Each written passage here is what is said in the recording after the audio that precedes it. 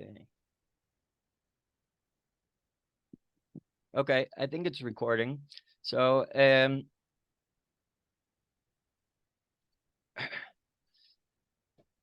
yeah, it's fine. Okay.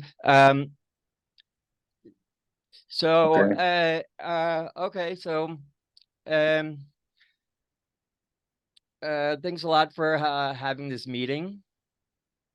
My pleasure. Should I call you Mr. Or Dr. Cassif Ofer, or Ofer, no. Ofer is the Ofer? best.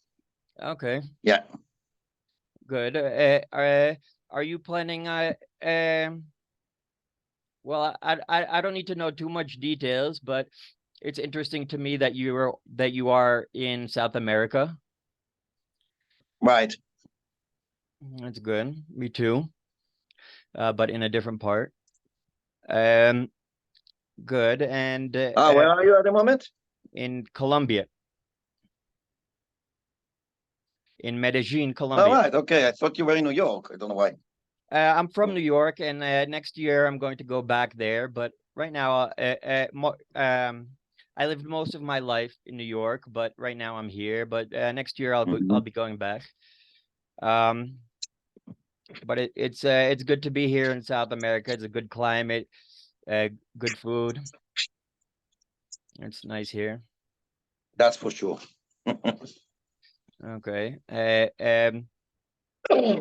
So is there anything before I ask you any specific questions, is there Mhm. anything that you want to maybe say that you think is most important, your most important message that you I want to think that the most emphasize?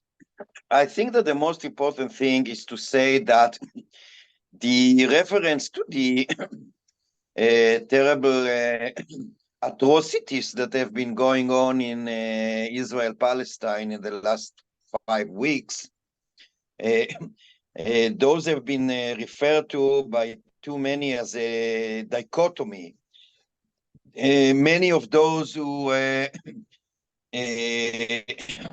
support, oppose, and justly so the massacre done by Hamas support Israel, and those who oppose justly so the massacre that Israel carries out support the Hamas.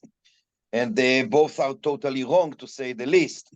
There's no dichotomy uh, in that sense between the Palestinians and the Israelis.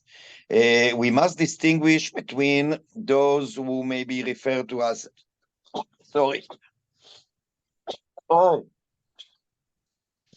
uh, between those who are better be entitled, Palestinians and Israelis alike, Arabs and Jews at the same time, peace lovers, and those who support brotherhood and sisterhood and peace, just peace, and those zealots who are on both sides who oppose it. This is the right distinction. Right. So, following that, we must totally condemn and reject the monstrous. Are you with me? Yeah, I can hear Hello? you. I can hear you. Hello? Yes, I can hear you. I understand. Maybe we have to reject the zealots and the monsters on both sides, Yeah. which are So really what I said a following that minority. is that They're really a minority, right? what I would like to say following that is that we must, of course, condemn totally and reject the diabolic massacre done by Hamas against the Israelis in the south of Israel. But at the same time, we should reject totally and condemn the massacre that Israel carries out against the Palestinians in Gaza, and to a lesser extent in the West Bank, because nothing justifies the massacre done by Hamas, not even the crimes of the occupation. At the same time, nothing can justify the massacre done by Israel, not even the massacre committed by Hamas. That's, the bottom line of the view that should be adopted by all regarding the ongoing events in the Middle East. Right. As if the occupation wasn't bad enough, that now they need to escalate it even more. Can you hear me?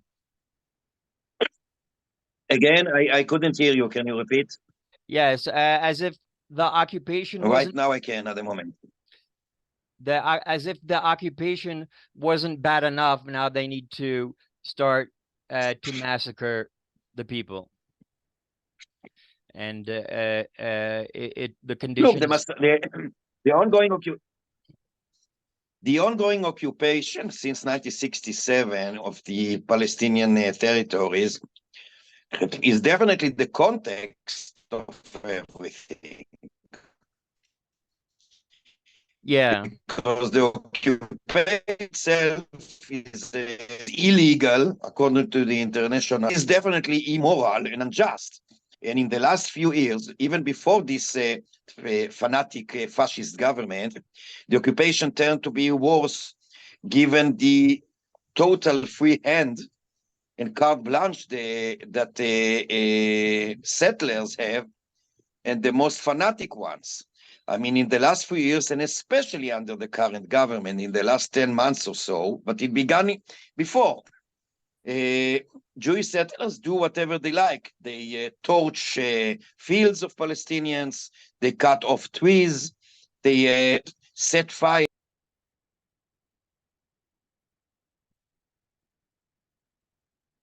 when people are inside. So it is definitely a situation that is in a continuous deterioration. And it's not only what I said. I mean, settlers have been killing quite freely Palestinians without being even arrested, hardly any investigation, hardly anyone is charged or prosecuted for that. They do whatever they like under the auspices of the occupation forces and the encouragement of the government. Okay. I have a question. So I personally, that means long, just a second, if I may.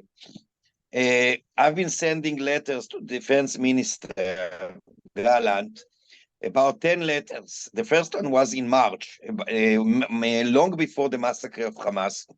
And I warned him that if he doesn't stop the pogroms and the assaults of settlers against Palestinians, it's going to explode. And unfortunately, that's exactly what happened.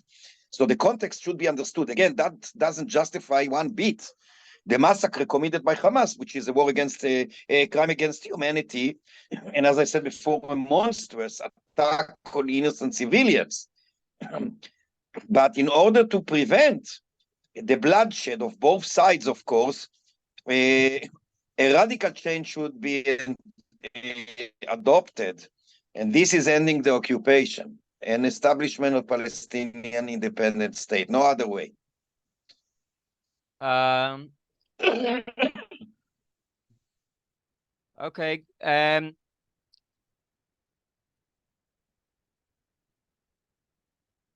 Okay. I want to pause for 1 second to make sure that I don't lose this recording. I have to check that this is being saved All right. to the right folder. Excuse me for 1 minute. Uh, stop client click.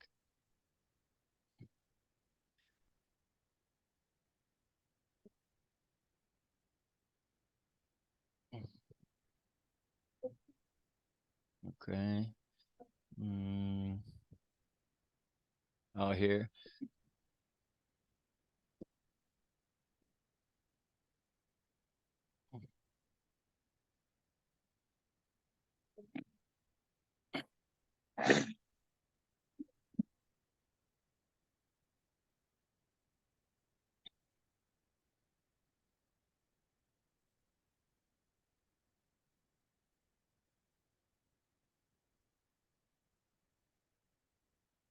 Okay. I'm changing it so that it saves to my hard drive. Count, okay? Okay, good. Uh, Good, done. Okay, back to the conversation. Okay, Right. sorry about that. No problem. So, considering this occupation, would you say that Hamas? Hello. Hello, can you hear me? Hello. I can hardly hear you. I'm sorry. Okay, here's what I'm going to do. Sorry, I'm going to reset my modem. That's the only way to improve the Right. connection, unfortunately. But that takes about 2 minutes. I'm going to or should we continue to try a little more? Let's try. Let's try because, as I said, in less than 20 minutes I have to go. So Oh, let's try so we can save the time okay. Let's keep as going much then. as possible. So, do you think that Hamas should be the legitimate government of the West Bank and Gaza? Again, Do you think that Hamas should be the legitimate government of the West Bank and Gaza? look, this is not up to me or to us to decide. The Palestinians should decide who's going to be in their government and leadership. Of course, ideologically, I'm totally against Hamas. I mean, Hamas is a right wing, extreme right wing movement to share with them ideologically, but this is not my business. I mean, the Palestinians should be free and independent to decide who's going to lead them. And so, in that respect, I can say what I would have liked to see, but this is not for me to decide. So I Well, prefer not to say anything about it. I think that up till now, the main factor that preserved Hamas as a powerful group within the Palestinian society in general and in Gaza in particular was the governments of Netanyahu's, because he said very explicitly in 2019, he said that in order to prevent the establishment of a Palestinian state, one has to weaken the Palestinian Authority and to strengthen the Hamas. And he did so. Those were not only words, he did so by transferring money, millions of dollars, if not more than that, from Qatar directly to the Hamas. He had, so it was published, a direct connection to Yahya Sinwar. So we actually wanted Hamas to be strong, and not only him. Bezalel Smotrich was probably the most bigot politician among in this government. Is a Jewish supremacist, and he believes literally and explicitly in racial theory, which puts the Jewish race, as it were, as a supremacist one. He said in 2015 that Hamas is an asset, while the Palestinian Authority is a burden, for the very same reason that Netanyahu preferred Hamas over the Palestinian Authority. So that gives us a hint, if not more than that, who's really interested in a powerful Hamas and who's not. The left is definitely against by a powerful Hamas, and I belong to the left, and I'm talking about Palestinians and Israelis alike. And those on the right prefer the Hamas. So, but as I said, I support Palestinian independence alongside a Palestinian independent state alongside the state of Israel. And the Palestinians should choose, preferably in a democratic way, who's going to be their leaders. And I wish they would have, choose the best ones for them and for everybody. Okay. Would you say that from what I read, there were more left Palestinian parties, but because the Arab governments throughout the region are also opposed to Palestinian democracy, opposed to Arab unity, and it's hard for them to. It really they need to if they in order to achieve success they need all of the region's governments to support them and to support leftist unity. And I think those parties were basically captured and tortured. Do you think that's what happened in Israeli prisons in Jordan? Can you repeat, because it was very difficult to follow. It's cut all Oh, the sorry. time, in the middle. Yes, the Arab governments Mm.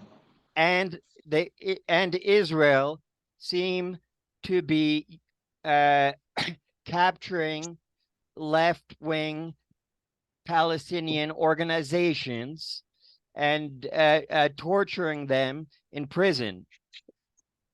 Do you think that's why maybe there are not enough leftists Palestinians? No, I think it's more complicated. First of all, it is true, that we are the Communist Party ever since that we exist, more or less. We said that there are three main factors that are responsible for the ongoing, even before the occupation of 67, for the ongoing oppression of the Palestinian people, their lack of independence, and actually the lack of independence for the Israelis, given the dependence on imperialist forces. We said there are three responsible factors. First is the imperialist superpowers, especially the United States. Second, the reactionary Arab countries or regimes, to be more precise. And third, Zionism. So it's still the truth. All those three, this unholy trinity, is responsible for the ongoing occupation, lack of solution, lack of independence, and dependence of Israel and the Israelis on the power of imperialist, the United States as the imperialist superpower. Now, so of course, all those three are interested in silencing and targeting the left wing, because the left, either in Israel or in Palestine or everywhere, the left is aware of this unholy trinity, and of course wants to raise voice and practice against it in order to achieve the just solution, which is the freedom for and liberation of the Palestinian people and their establishment of its state, as I said before, in the territories Israel occupied in June 67, and of course changing the character of Israel to be a real democracy, not to be dependent on imperialism, etc., etc. So that's the main reason why left-wing Palestinians, as others in the Arab world and in Israel at the moment, though I must say to a lesser extent for now, we are targeted. There's another thing. Marxists and some others who are interested know that one of the main or the most compelling and analysis of the power of right-wing movements, especially of fascist ones, was by Antonio Gramsci. And Antonio Gramsci asked a very simple question with a very complicated answer. And the question was, in other words, why the masses tend to support right-wing parties, leaders, movements, especially in times of crisis, economic crisis and others, whereas we all know that those exactly that are supported are the main, rivals of the interests of the masses. And then, of course, he analyzed by using the term hegemony. Now, I do not have the time, to gloss into or to get into details, regarding this concept. The only thing I can say is that it is much easier under circumstances of crisis to mobilize the masses against an imagined scapegoat. And unfortunately, in times of crisis, either economic crisis, a political one, a natural one, like, Naomi Klein in one of her books referred to it, the shock doctrine, it is called as far as I remember. And so and in times of crisis, and mainly in times of conflict between states or peoples or nations, it is much easier for the interested leaders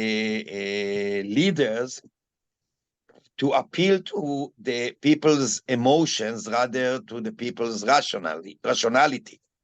I think that's something I analyzed it in my own PhD in length. And but to be very brief, I think that this is exactly what's going on at the moment. It's much easier to appeal to the emotions of the people when people are outraged or are afraid, anxious, seek revenge. And this is unfortunately exactly what the leaders of the right wing do, either in Israel, both in Israel and in among the Palestinians and others. And I think that the 1 billion question, which I think that thus far we as leftists have found it difficult to address, is how to confront this. How can we cling to our rational basis? Because this is what we are. The left cannot be emotional. It must be rational by definition. So how can we cope as rational political camp?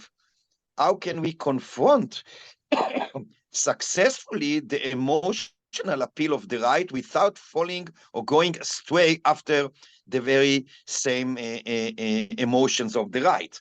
And I see. this is something we should think about. I have a few more questions that I want to get to. So maybe the my I maybe I'll ask 2 or 3 questions at once, and then you can answer them at your own preference, according to your own preference. But All right. one question is: do you think that the Israeli government now is an illegitimate fascist coup state? Do you think that justifies an invasion of Israel? Um, those are connected. Now, another question, or do you want to answer that first? Did you ask? I just want to be sure that I understood you. Did you ask if the Israeli government is a fascist now, and that justifies invasion into Israel? That's the question. Yes, that's the question. Right. I mean, Right. if there is really a fascist state like Nazi Germany that is now doing a Holocaust in Gaza, genocide in Gaza, uh, uh, uh, No, no. wasn't there a need to invade Germany at that time? No, I tell you, no, I totally disagree with that. Look, Israel has been carrying out a massacre and the war crimes against Gaza. That's for sure, and that should be stopped. I cannot say, and I will not say, and I hope that I won't be able to. I want that I won't have that I won't have the reason to say in the future that that the Israeli conduct resembles what the Nazis did in the 40s. I already said, and I repeat that there are too many resemblances between current Israel, both as a society and as a state apparatus, to Germany during the 30s. But you actually asked me now about Germany in the 40s. We are not there, and I surely hope that we won't get there, and we have to do the best we can to prevent it. So I won't make any comparison between current Israel or Israel at present to Germany in the 40s. No, I won't. Okay. Still doesn't that doesn't imply that Israel is not responsible for a terrible massacre, war crimes, and even crimes against humanity in Gaza, and those should be stopped. Is it But those possible? can Is it possible for somebody in Israel to arrest these war criminals, like a police force, an no, international and I police think force, to arrest no, we the cannot war criminals and put them on trial? no, no, it's not possible. And but I think that we have some other measures to do it. First of all, the opposition must wake up. Unfortunately, up to now, the only opposition that stood up against the war and called for ceasefire and for, of course, release of hostages and exchange of prisoners. Let's not forget that on top of the terrible death toll in Gaza, there are more than 200 Israelis that were kidnapped by Hamas. And the government of Israel simply doesn't do anything to save them. And quite the contrary, they put them at risk 24 hours a day by bombarding Gaza and not negotiating, not doing anything to release them. Yesterday, there was a demonstration in Tel Aviv, which was very difficult to execute because the police tried to forbid it. But by the way, within Israel now there are laws and such and some decisions by the government that harm or even undermine any democratic, rights. It is almost totally forbidden to demonstrate. It is totally forbidden to demonstrate in Arab villages and towns. It was almost the police tried to didn't allow us in the beginning to demonstrate yesterday, but eventually the Supreme Court reversed the decision. The police and so there was a demonstration, a Palestinian Jewish demonstration against the war, calling for ceasefire, release of the hostages, and exchange of prisoners, and of course, calling for peace to stop the bloodshed, etc., etc. So as long as this is possible to do, we should continue doing that. And we should, of course, continue struggling so we can do that without any arbitrary limitations and hindrance and obstacles. So we do have the means to protest at the moment, although they are very, very limited. Given what I said before, many people are arrested, suspended, students are suspended from universities, workers are fired from the workplace only because they posted in the social network something that express empathy for the children of Gaza, or because they express objection to the war or calling for ceasefire. So the fascist government, it is a fascist government. Not fascism of the sense of 100 years ago, but it is indeed, you can call it neo-fascism. And indeed, the government of Israel is a neo-fascist one, it's clear. And if it was up to them, and this is what they are trying to do, they would have eliminated the basic rights that even Israeli citizens have. Okay, And of course, I have a question about that. I have a but question about just one word. The international community must get involved, not by invading Israel. I'm against any invasion of that kind. That should be stressed very, very clearly. I'm against invasion to my country by foreign powers. But the international community, unfortunately, doesn't do anything to stop the bloodshed and the assault on Gaza by peaceful means. While it can do that, just if the United States refrain from veto decisions of the Security Council of the United Nations. Let's begin with that. If Biden's administration and the EU stop supporting the assault carried out by Israel, so ceasefire will be achieved very, very quickly. Let's do that for the sake of both peoples. right. There doesn't need to be an invasion. There needs to be the end of the veto of the Security Council. That's your opinion. That's Okay. one point. Yes. So I have another question. Since this is there is a fascist government, do you really believe them that in 45 days you can return to the Knesset, or do you think they're going to keep extending this suspension as much as they want, since there's no limit on I guess anti-communist laws under fascism? No, no. As I said before, we better call this government, if you like, neo-fascism. It doesn't have the same, exactly the same, ingredients, as it were, of classic fascism. So we are not targeted like the communists in Italy, let alone in Germany or Spain, were targeted 100 years ago or 90 years ago.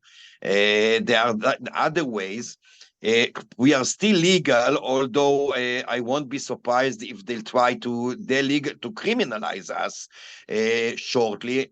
And of course, we do everything possible to prevent it in advance.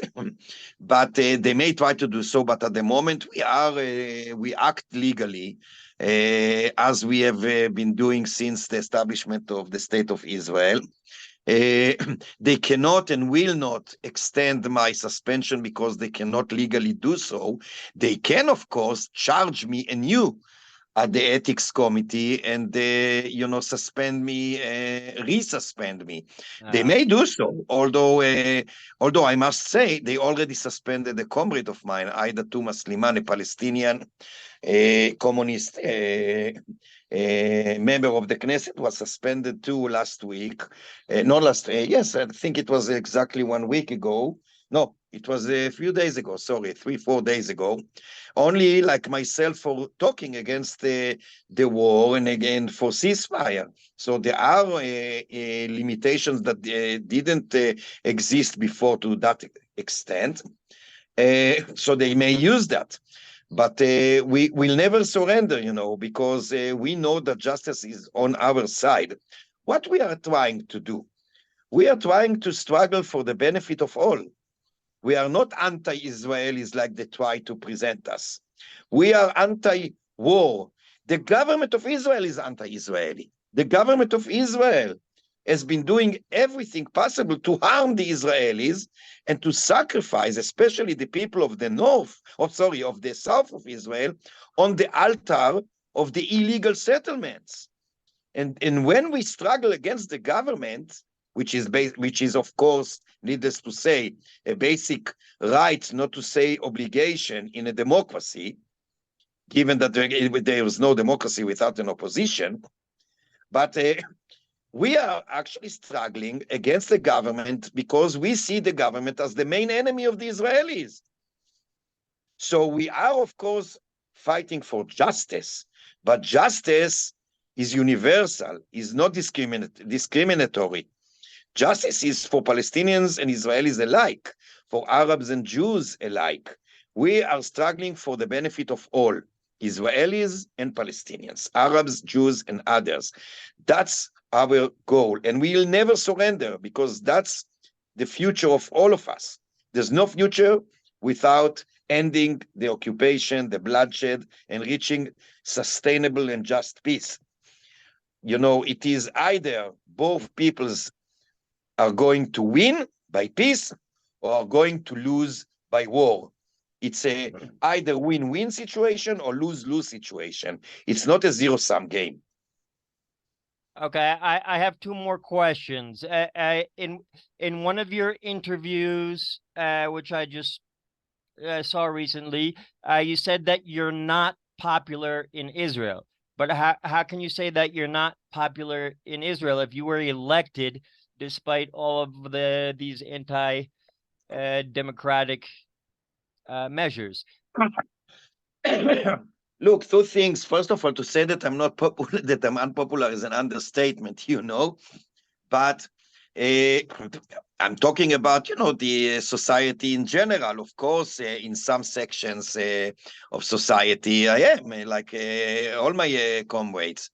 But generally speaking, especially under the current circumstances, I'm well aware of the feelings that people have against me. Most of the Israelis have a grudge against me, but not justly so, because they see me, given the incitement and the emotions I mentioned before, they see me as anti-Israeli, even anti-Semite, and an enemy, fifth column, a traitor, which of course I totally deny.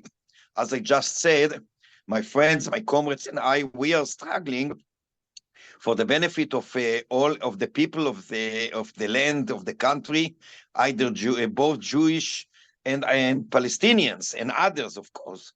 But I know that the majority hate me because they see me in a wrong way. For the reasons I just mentioned, but again, I will not surrender. I see it as a struggle. But how can you As have a Knesset seat? How could you have a seat in the Knesset without support from the public? I mean, how do you know I think how many votes you won, that's or not. Look, in Israel there are a bit more than 9 million people. So, in order to get into the Knesset, at least must have around 140,000 votes, that's a lot. which it is a lot. But we've got, as far as I remember, something like 160 or 70,000. So, and we do have 5 seats out of 120. You cannot refer to it as being popular, or as you can say that we got our seats, of course, legally, but that doesn't make us. We are unfortunately relatively marginal as far as number of seats are